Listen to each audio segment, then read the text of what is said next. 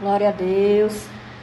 Paz do Senhor a todos. Nós estamos aqui em nome da Missão Evangélica Pentecostal do Brasil, em Antônio Bezerra, e nós estamos iniciando o nosso culto de louvor e adoração ao Senhor. Esperamos que você que está no seu lar possa ser ricamente abençoado por esse momento, onde nós estamos aqui para cultuar o nosso Deus. Ele é bom, forte, poderoso e tem nos guardado. Nesses dias de aflições em que nós estamos passando por momentos difíceis, mas nós não perdemos a confiança de quem é o Deus das nossas vidas. E o mesmo Deus que operou no passado é o mesmo que continua operando hoje. E nós cremos na vitória, que é certa em nome de Jesus. Então, nesse momento, nós vamos orar, agradecendo ao Senhor por esse dia, por essa semana, que não foi uma semana fácil, porém, nós estamos convictos de que Deus continua sendo o mesmo Deus. Senhor, meu Deus e Pai, nós te agradecemos, Senhor, pela tua presença, pelo teu amor, pela tua graça, pela tua misericórdia que é derramada sobre as nossas vidas. Nós te agradecemos, Senhor, porque tu és um Deus bom e maravilhoso.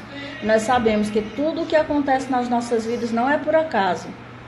Nós sabemos também que tu és um Deus maravilhoso e que provê todas as coisas. E esse momento em que nós estamos passando, Senhor, não é para a nossa morte, mas sim para a nossa edificação. Todas as coisas cooperam para o bem daqueles que creem em Ti. E nós cremos, Senhor, que a Tua mão, o Teu grande amor, Senhor, que é derramado sobre as nossas vidas, Senhor, há de nos livrar de todo esse mal. E em nome de Jesus, nós seremos mais que vencedores para a glória e o louvor do Teu nome. Desde já te agradecemos. Amém. Amém, irmãos. Pai do Senhor.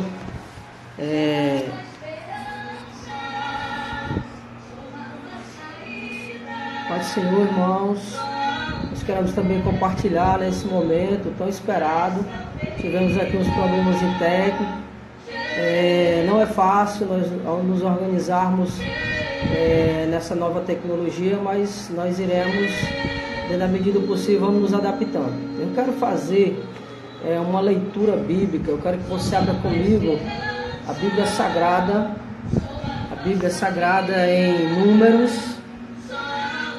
capítulo 13, é o nosso texto devocional, onde nós estaremos trazendo uma palavra de reflexão, de fé e de confiança à nossa amada igreja e também aos nossos amigos e familiares que estão nos dando o privilégio, e a honra de nos assistir também. Nós tivemos contato com alguns familiares e eles estão conectados conosco. Então vamos fazer uma leitura, livro de Números, capítulo 13, verso 25 e 33, que diz assim: Ao fim de 40 dias, eles voltaram de sondar a terra. Ao chegar, apresentaram-se a Moisés e Arão e toda a comunidade dos israelitas, no deserto de Parã, em Cádiz. Então relataram tudo a eles e toda a comunidade, demonstrando-lhes o fruto da terra. E prestando contas a Moisés, disseram: Fomos à terra a qual nos enviaste. Ela de fato dá leite e mel, e este é o seu fruto. Contudo, o povo que habita naquela terra é poderoso, e as cidades são fortificadas e muito grandes. Vimos também ali os descendentes de Anak. Os amalequitas habitam na terra do Neguebe, e os heteus e os jebuseus e os amorreus habitam nas montanhas e nos cananeus. Habitam junto ao mar e ao longo do rio Jordão. Então Caleb fez o povo calar-se diante de Moisés e disse: Temos de subir e nos apoderar dela, pois com certeza conseguiremos prevalecer contra ela. Mas os homens que haviam subido com ele disseram: Não conseguiremos subir contra aquele povo, porque é mais forte do que nós. Então depreciaram diante dos israelitas a terra que haviam sondado. A terra por onde passamos para conhecê-la é muito boa. E os homens, os habitantes daquela terra, devoram. Nelas são homens de grande estatura. Também vimos ali os nefins, pois os descendentes de Anak procedem dos Nefins, e éramos como gafanhoto aos olhos deles. Amém, irmãos? Nós vamos trazer uma meditação da palavra do Senhor hoje à noite. O nosso tema é Caleb, espia perseverante. Caleb, ele, segundo os estudiosos e bíblicos, ele é filho de Jefoné, da tribo de Judá. O seu nome significa corajoso ou capaz. Caleb saiu do Egito juntamente com os israelitas no Êxodo. Apesar das dificuldades e lutas que eles enfrentaram no deserto, Caleb foi um homem fiel ao Senhor. E uma das suas principais características que a Bíblia revela é justamente o tema da nossa pregação hoje. Ele é um homem de perseverança. E perseverou segundo o Senhor. Está lá em Deuteronômio, se você quiser conferir. Deuteronômio capítulo 1, verso 36. A Bíblia vai nos dizer que ele perseverou no Senhor. O que nós queremos destacar hoje à noite, queridos, é a perseverança.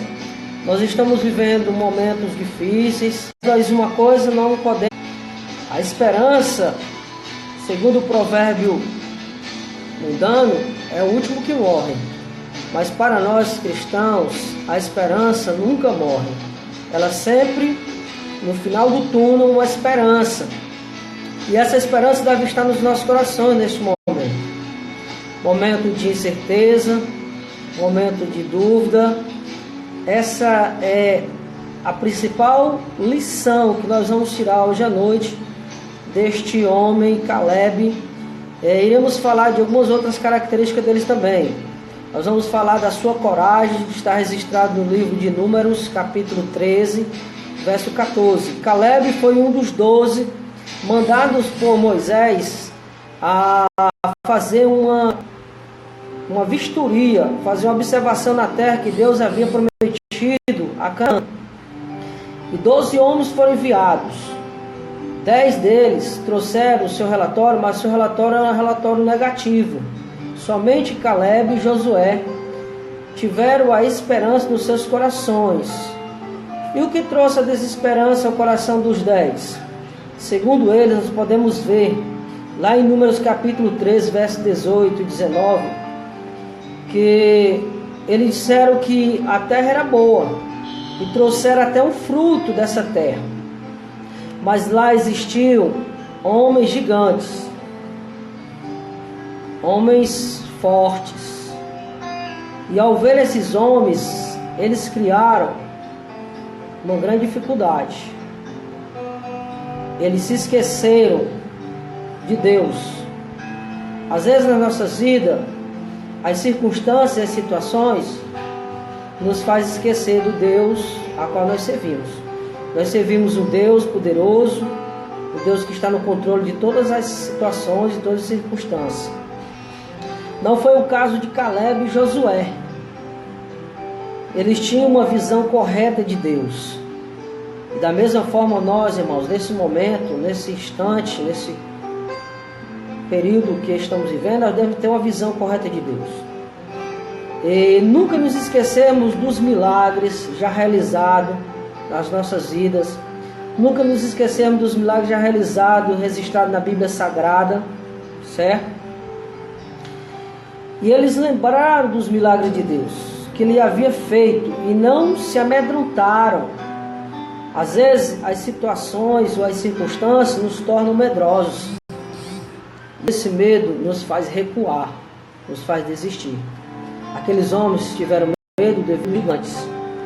Talvez a situação que nós estamos vivendo no nosso Brasil seja uma grande barreira ou um grande gigante para nos amedrontar. Mas nós somos como Caleb e Josué, com muita coragem.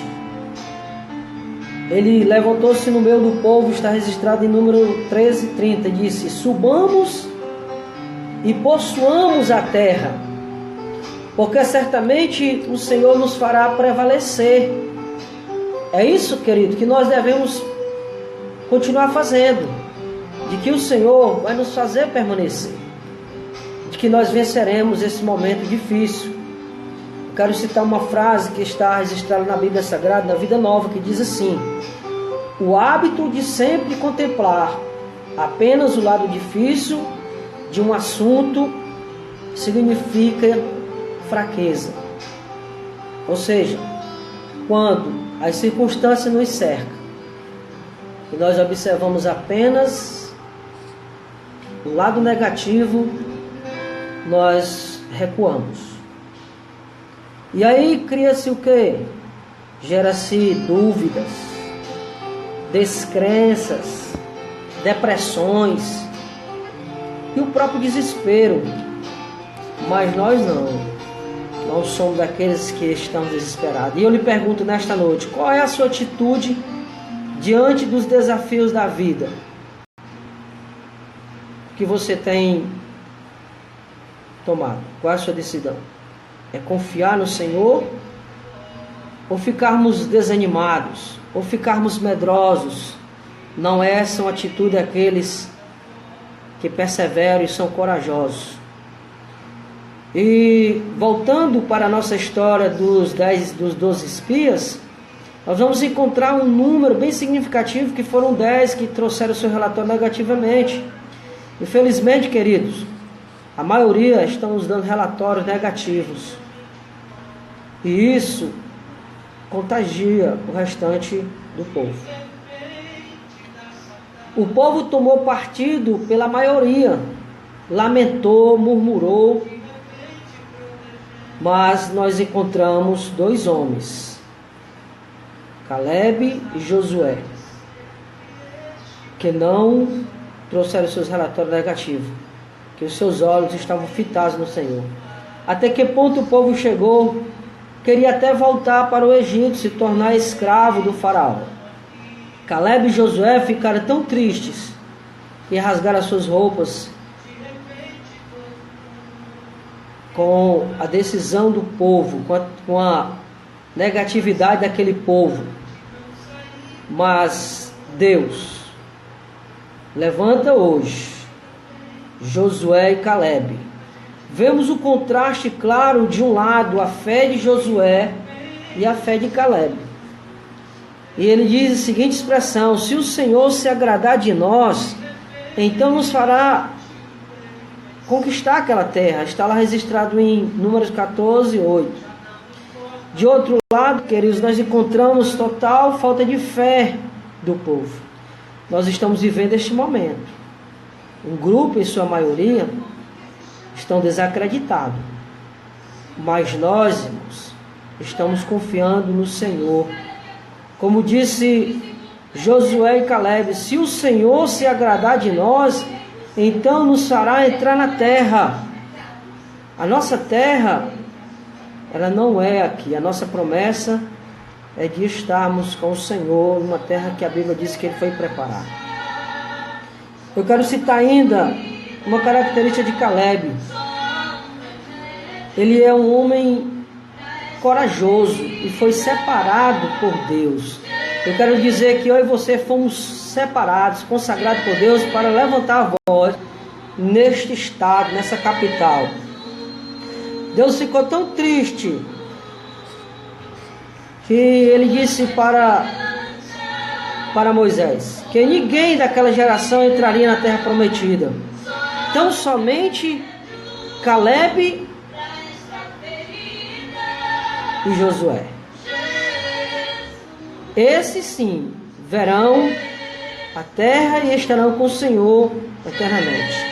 Eu e você devemos escolher essas 2 características: perseverança, coragem. Caleb, filho de Jefoné, ele verá a terra porque pisou. Darei a ele a seus filhos, porquanto preservou em seguir o Senhor. Deus nos fará prevalecer nessa terra, queridos. E eu lhe pergunto: você é um servo do Senhor? E um dia eu e você ouviremos, está registrado lá em Mateus, capítulo 25, verso 21, ele diz assim: muito bem, servo fiel, entre no gozo do teu Senhor. São essas as palavras que nós ouviremos da parte do Senhor, porque nós devemos nos manter fiéis, fiéis às promessas, fiéis naquilo que o Senhor tem nos prometido na sua palavra. Deus também reconheceu Caleb, assim como reconheceu Josué. Caleb confiava totalmente em Deus, em suas promessas. Ele não ficou desanimado ao meio às pressões do mundo. Da mesma forma que nós não devemos deixar que o mundo nos oprima. Nós devemos ficar firmes. Deus quer ver em mim e você perseverança, como vê Caleb. E a Bíblia diz lá em Números 14, 24, diz assim, perseverou em seguir-me. Deus está esperando que eu e você sigamos, permanecemos firmes. Apesar de todo mundo estar contra o relatório de Josué e Caleb, mesmo assim eles ficaram firmes. E não mudou nem um pouco a sua posição, pois queria seguir e obedecer ao Senhor. Dessa mesma forma devemos permanecer seguindo ao Senhor.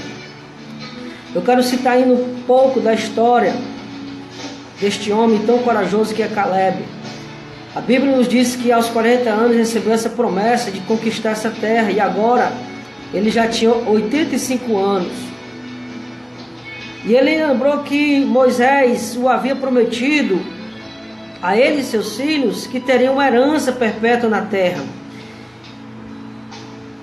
E Caleb não ficou tímido por causa daqueles gigantes. Ele não ficou tímido por causa daquela dificuldade. Não seria tão fácil, pois o povo de Israel não era um exército, não eram homens de guerra. Eles eram agricultores. Mas não importa. Nós estamos com o Senhor está conosco. Caleb, com 80 anos, afirmou: estou forte ainda, como no dia em que Moisés me enviou. Qual era a minha força naquele dia, tal qual é hoje, para combater, para sair, para voltar? Já pensou, irmãos, um homem de 85 anos com o mesmo vigor e saúde que tinha? Talvez você me pergunte: pastor, é impossível. Mas é possível sim. Você sabe o que é que nos revigora, irmão, todos os dias? É a presença do Senhor.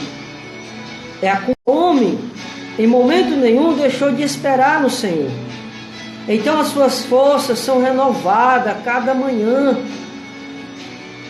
Nós precisamos, irmãos, ao meio desta calamidade, confiar no Senhor.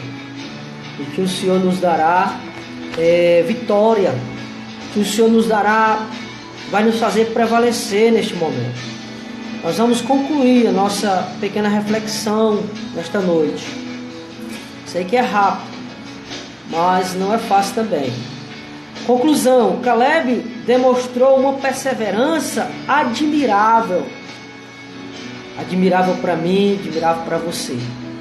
Várias vezes na Bíblia aparece frase: perseverou em seguir o Senhor. Não foi fácil para ele durante a viagem no deserto. Não será fácil para mim e para você, querido, nesse momento, com todas as dificuldades e reclamações. Nós ouvimos, vimos as postagens, alguém com medo, alguém disse assim: pastor, não estou saindo nem na calçada, porque a gente entende, irmão, que está com muito medo.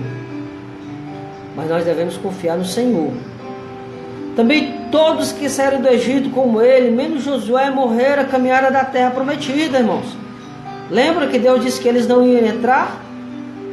Porque não foram obedientes. Mas aqueles que escolhem obedecer, confiar no Senhor, esses sim herdarão a vida eterna. Que exemplo para nós! Hebreus 11:38. Certamente ele era um dos homens dos quais o mundo não era digno, porque a sua visão, ele estava em um estado espiritual elevado. Ele conseguia se conectar com a visão do eterno, uma visão não temporária, não uma visão material, não uma visão materialista, mas uma visão transcendental. A transcendência ela significa acima da racionalidade, do raciocínio humano, da percepção, da experiência humana.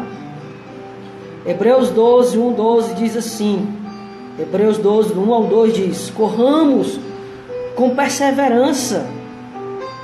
Corramos, irmãos, com perseverança, não desesperados, não desanimados, a carreira que nos está proposta, olhando firmemente para Jesus, o autor e consumador da nossa fé.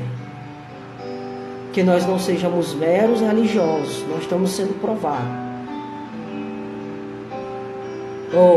O mundo está sendo castigado.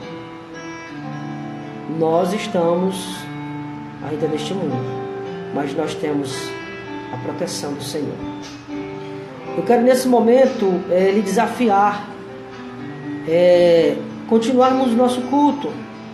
Nós estaremos postando algumas mensagens no nosso grupo da igreja. O interessante é que essa palavra ela alcançasse primeiro nossos irmãos, né? Para não ficarmos tão dispersos. Eu quero lhe desafiar agora comigo, fazer a oração.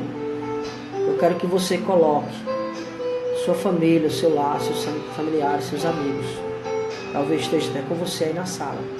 Nós vamos orar por eles, porque agora é hora de nós usarmos de misericórdia.